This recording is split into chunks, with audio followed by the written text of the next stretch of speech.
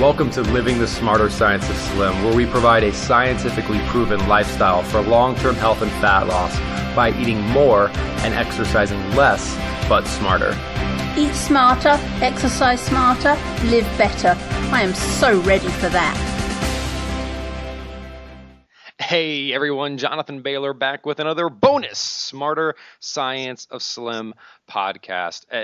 And you know, over here at the Smarter Science of Slim, we're all about eating smarter, exercising smarter, living better, also empowering others. And today's guest is very unique in the sense of living better, empowering others, and even just sharing some stories relating to diet and exercise, because this is a woman who wears many hats, all of which are quite spectacular. She's an author, an actress, a speaker, a filmmaker, the creator of Epiphany Channel.com, the author of the wonderful book Epiphany, and the curator of some of the most inspirational stories around dramatic, life-altering change taking place in a moment, otherwise known as an epiphany. And Elise Ballard is here to share with us what are epiphanies, how we can potentially have more of them, and how they've had impacts in others' lives, and how they might be able to benefit us. So Elise, welcome to the show. Well, thank you so much, Jonathan. I appreciate you having me.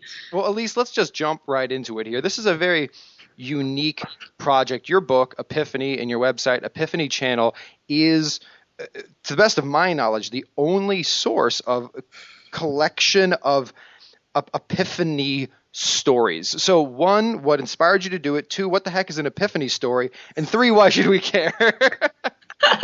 Those are all very good and loaded. They're loaded. Yes, I call myself, I'm an accidental epiphany expert. I think you're right. Is that a word? An epiphanist? I think we need to make it up. I put that in the dictionary. What happened is, basically, the short story is I was an actress and a filmmaker, as you pointed out, and I had an epiphany that drastically changed my life. And when I had the epiphany, I didn't go, oh my gosh, I just had an epiphany. What happened is several weeks later, when my life was drastically different, I looked around and went, how did I get here? And my mind flashed back like a movie to this one instant, this 1 millisecond. And I went, wait, I had an epiphany. That is what they talk about when they talk about someone having an epiphany. So I started asking all these people, do you think you've ever had an epiphany? Just my friends and colleagues. And I was doing documentary work.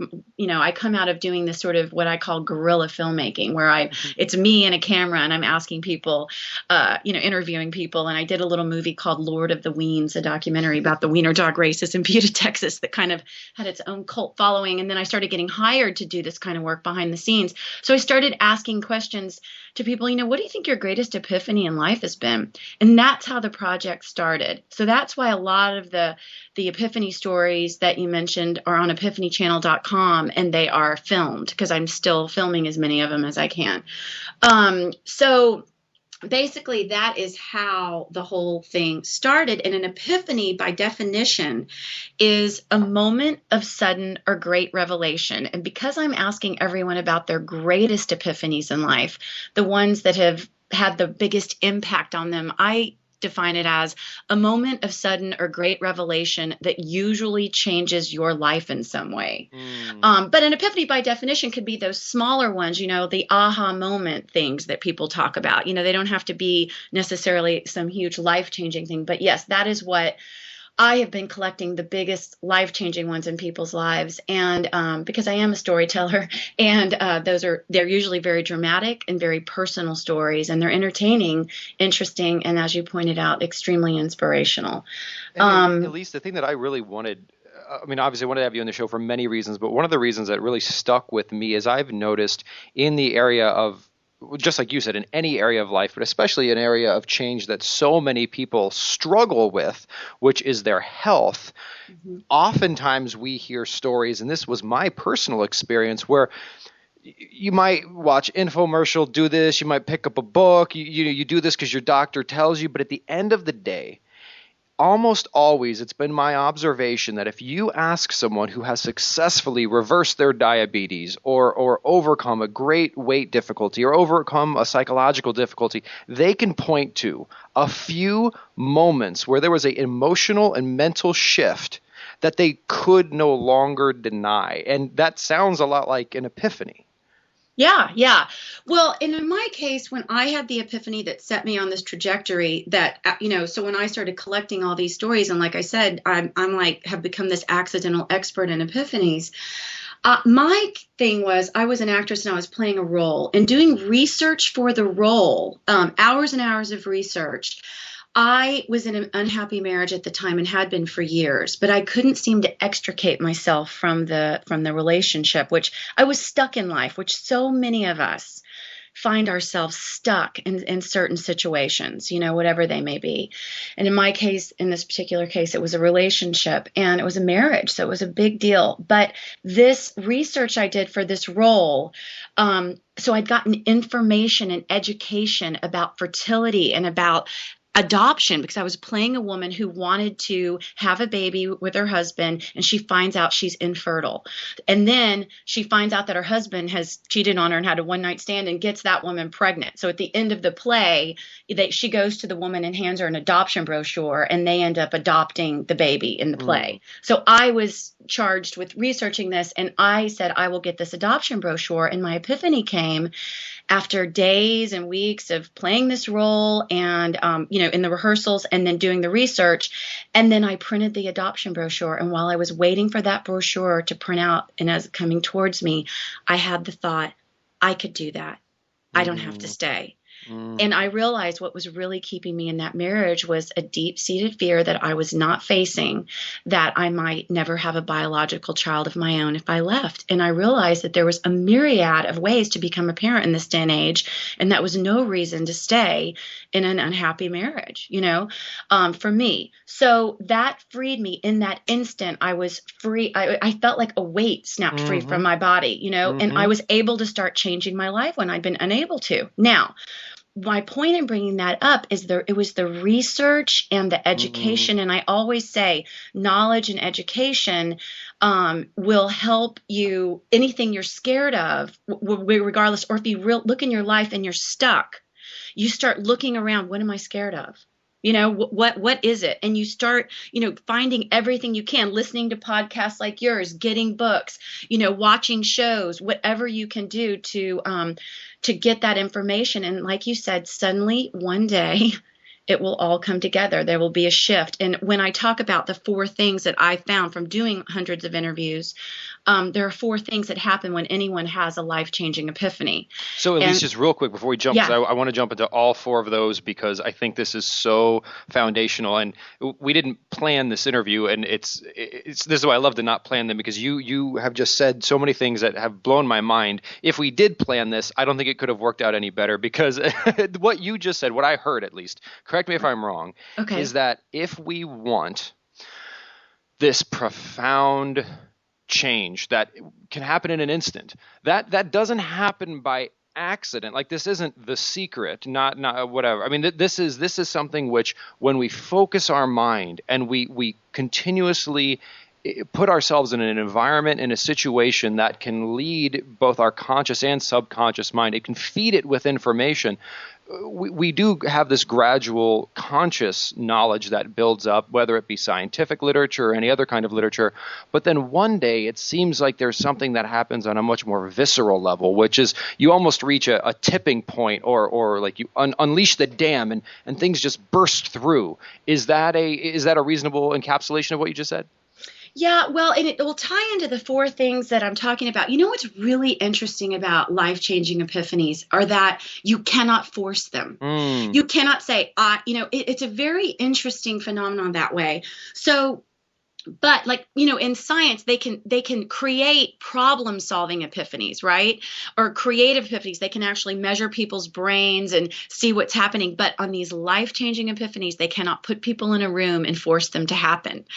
However, there are 4 things that I discovered that happen every single time. So what you can do is cultivate yourself and cultivate your life so that you can cultivate epiphanies, that you can prepare, that you can get ready for them. And I say, and the first thing that always happens when anyone's having a life-changing epiphany is that they're listening, they're paying attention, they're open to these moments for whatever reason. And to your point that you were saying that people constantly constantly are saying that they had been, it took like several things to happen before they finally listened or they paid attention. And when I talk about this listening thing, it's all over the map. I've interviewed people, they were in prayer or meditation when they had their greatest life epiphany, people that were struggling, facing, a life-threatening illness and something, or they were in absolute crisis, which could mean even the death of a loved one, And, the other thing is people sometimes won't have their life-changing epiphany until they're facing, a crisis that maybe they've brought on themselves, and then finally they'll listen. But for whatever reason, people are open, they're listening, they're paying attention. So you can cultivate that in your life. You can cultivate ways of listening to your inner voice, to yourself, to people around you, paying attention to the world around you. There are ways to do all of that. I'm sure that you have tons of information about that, but we can go over that as well. And then the second thing that always happens when someone has a life-changing epiphany is they're listening, they're open to these moments, and then they have this unshakable belief in the moment and what it means to them. No matter how nuts it might seem to anybody else or even to our own rational minds, they believe what it means to them. Yes? So, and then the third thing that always will happen is that the person always took action on the epiphany.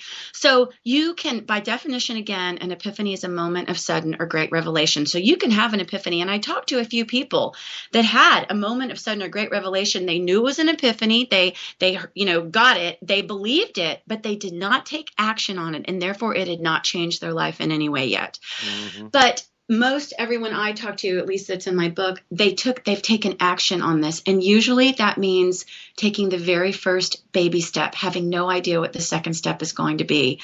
But you take that first step. And then what happens is what I call coming into play a lot of times is what I refer to as serendipity. You can refer to it as synchronicity, but it's like circumstances seem to fall into place, and it's as if the world is saying, yes, this is right for you. Yes, keep going. And you take that second step and then the third step and the fourth step is revealed, and pretty soon you're on this path that this epiphany had set you on. And you start learning how to listen, to believe in yourself, to believe in how life works, to believe in these moments of revelation. And you learn and you start practicing taking action in life. And then you trust and you look for and you're excited about and grateful for the serendipity that happens in your life, because all of us have this. All of us have a birthright to epiphanies, no matter who you are, no matter how old you are, no matter what you're doing, no matter what your belief system is. I interviewed everybody from atheists to religious leaders and everybody in between. It doesn't matter. We all have epiphanies, and all of this is our birthright. And it's just a matter of being open to it and developing these 4 qualities of life, which, look, everybody's talking about it. I'm sure you've had people on here that are talking about these things and ways to do this in your life. What's happened with me as the accidental epiphany expert is that I was telling these stories. I was bringing these stories forth because I found them interesting, dramatic, entertaining, as well as they were helping me dramatically in my life. They're very inspirational, and they contain some of our greatest wisdom. And in sharing them, you're sharing your wisdom, and we're helping each other be able to use this wisdom in our own lives so we don't have to go through it, And so I just want people to understand that we all have these epiphanies, and they are a tool that we all can use in our lives, and that a lot of times they're overlooked, and we're not realizing that we have these moments that are stories that we can rely on and use as wisdom and inspiration every day of our lives that we're not honoring. So that's what we're talking about here, honoring these moments and then cultivating in our lives. The most successful people I spoke with, if you want to talk about worldly prestige and fame and money and all of that, every single one of those people knew exactly right off the bat what their greatest epiphany in life was. They knew all the details of it. They had been using it ever since they had it as a tool to build their life upon. So they're really valuable things we all have access to. Elise, this is wonderful. So just to make sure I got it, I want to make sure I got the four components here, and then I want to get your thoughts on something. So the first one is that we're listening, we're paying attention, we're open so that we don't miss it if one of these moments happen. Correct me if I'm wrong at any point in time here. The second is we do have an unshakable belief in that moment, what it means to us, and because we have that unshakable belief, we then take the third step, which is to take action on that step, because again, we believe in it so deeply, and we listen to it in the first place. And the fourth step is that just we continue to take action, or we follow through. Well, the serendipity that comes into play, obviously that's nothing we force, but what I encourage people to do is notice what happens. Most of the time, like I said, 99% of the time, people take the first step when they have a life-changing epiphany. Like in my case, I'd been in this marriage for, 8 years, and all I did was go and look on Craigslist for a sublet for weeks. Do you know what I mean? And then I finally saw one that I emailed, and then that one happened to be the one that I did. And that led me on a whole new trajectory. That's a novel I just wrote. Do you know what I mean? So absolutely. So the serendipity, and what I want to encourage people to do, and every story has it. Every story that I tell in this book, and that is on the website, and then I will probably talk about in a minute, some of them, serendipitous occurrences happened that we all have, synchronicity, weird things fall into place, and you're like, oh, and then they took a step on that. And then the next thing happened, and the next thing, and what the tool is there, yes, you're right, is to take action when the next thing falls into place for you.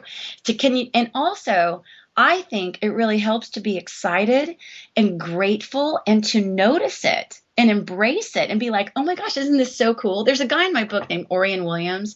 And like I said, every single person had this happen in their lives. But Orion is a person who had so much of this kind of synchronistic stuff happen that he was so excited about and took major action on it whenever it happened, in the exact instant it happened. And I kept hearing it over and over again. But when you get like that, it happens more, and your life just gets more exciting.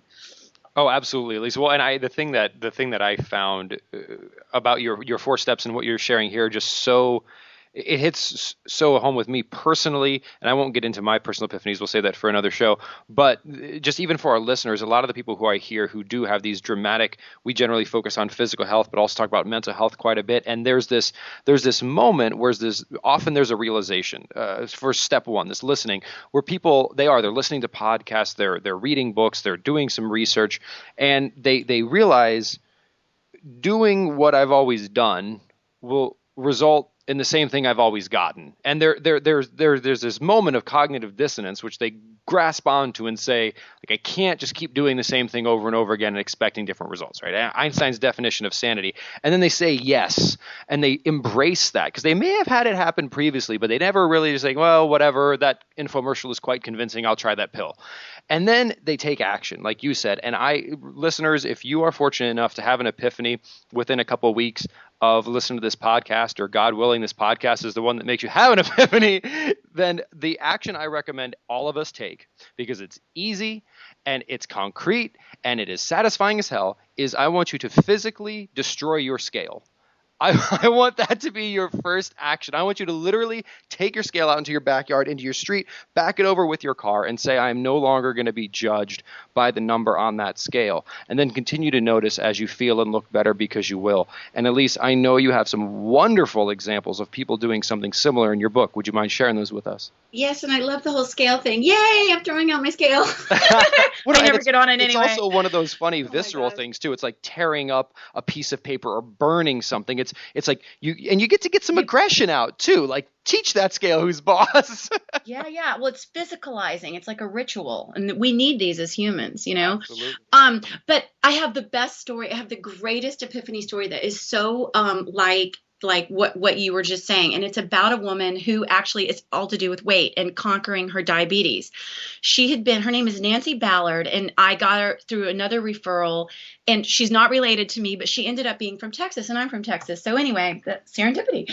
And so Nancy has this amazing story. She'd been obese. She'd struggled with obesity her entire life, and she's filmed on my website. You can go hear her talk about this as well. But basically, she'd been obese her entire life, struggling off and on with her weight. She would lose 100 pounds, but then gain it back, on and on.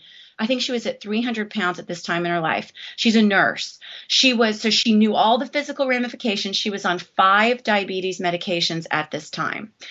So she happened to be at home one day. She never watches television. She said it just was on a whim that she she turned on the television. It happened to be Oprah.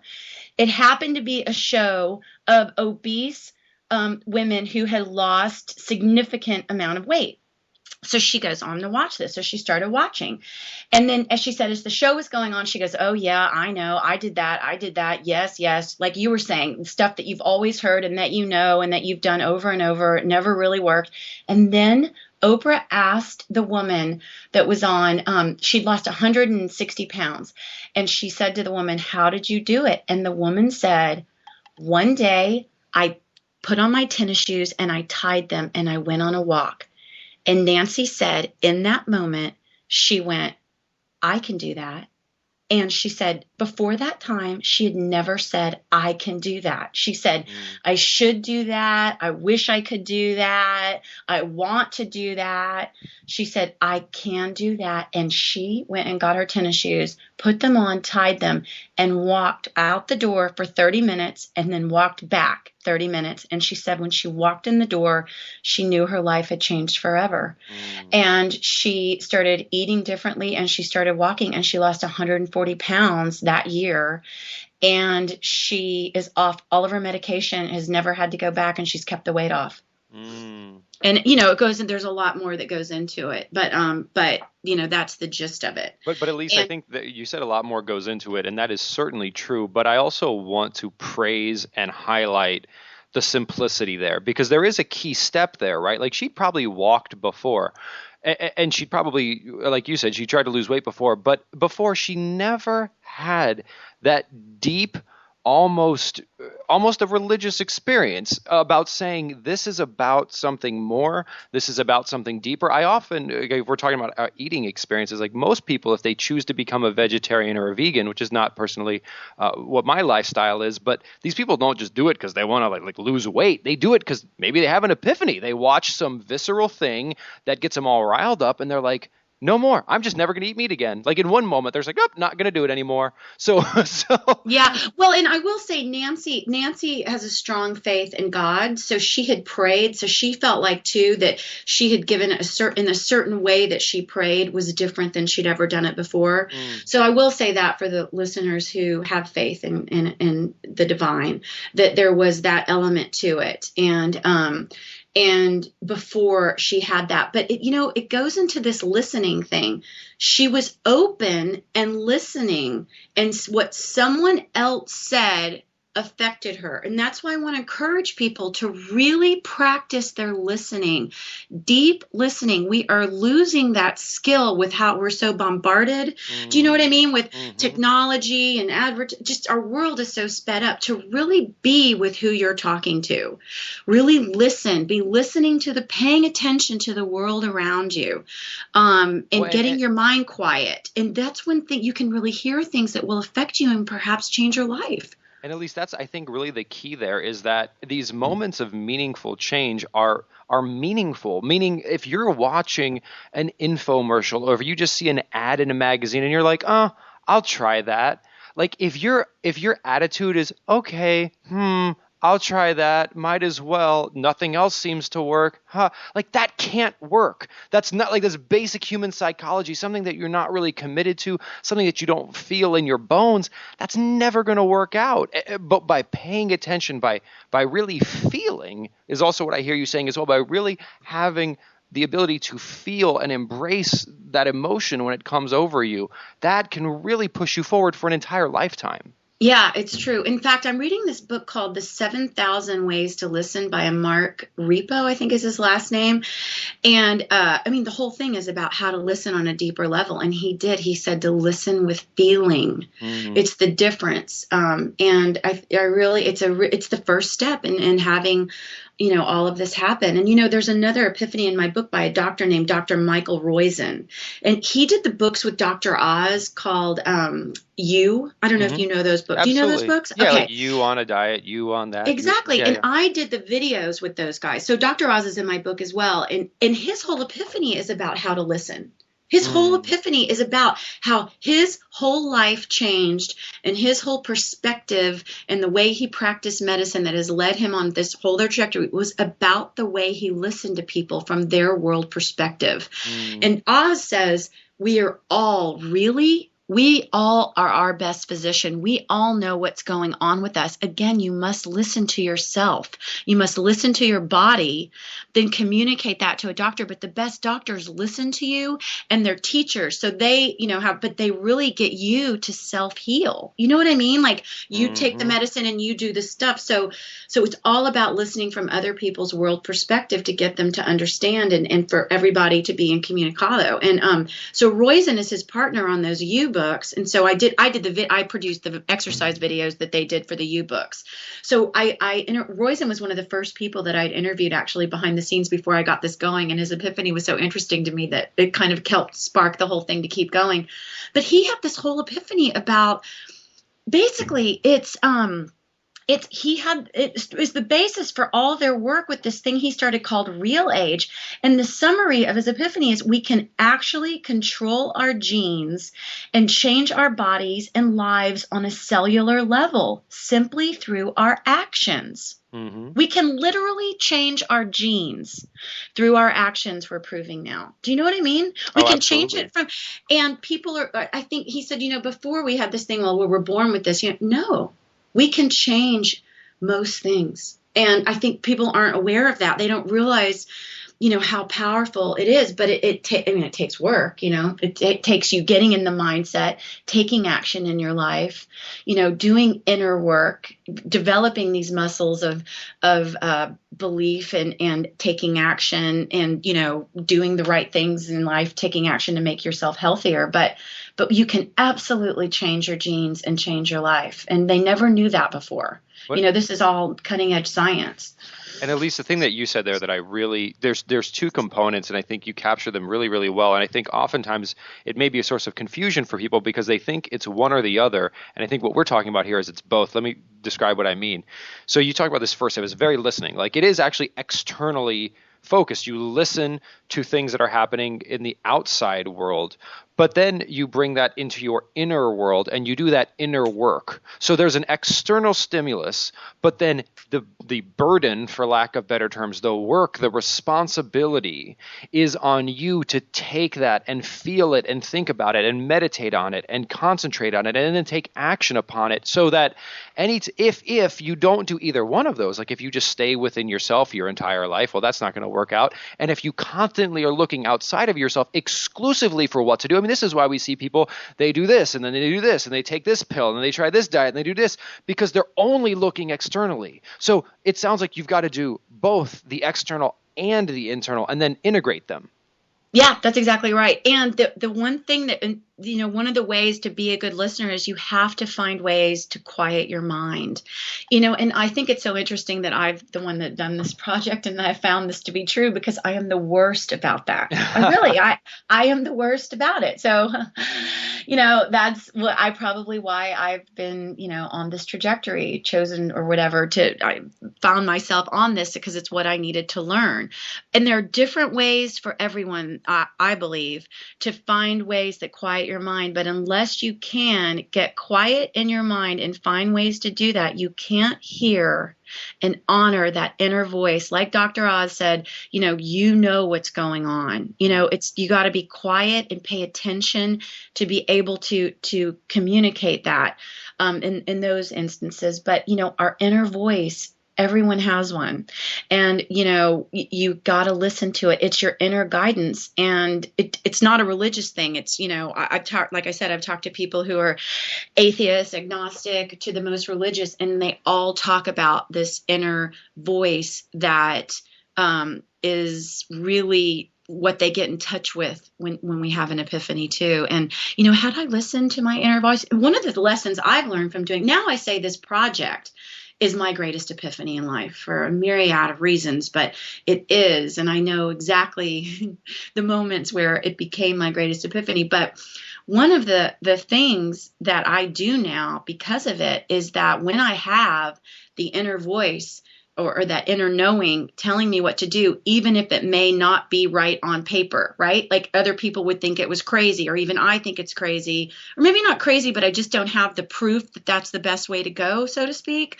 But my gut is telling me, I listen to it, because every time I haven't done it, it's not the right thing. And the most successful people, that is what they're doing. They are guided by their gut, by their inner voice. And the goal here, guys, is to get quiet enough that we can start paying attention and honoring that voice and acting with that as guidance. And as you said, also taking an outer stimulus, because we're living in such an exciting time with all this information out there that we can use now. But if you don't have an inner calm to disseminate it and figure out what fits for you, it just, like you said, you'll find yourself on a treadmill, Elise, it's two things, and then I mean I almost just want to end the podcast right now because that was very beautiful. But there's a couple other things that we've got to cover, and that's sure. One is this wonderful quote, I think, which relates to what you just said, and I'm going to paraphrase it here, but I believe it's by Blaise Pascal, and Blaise said that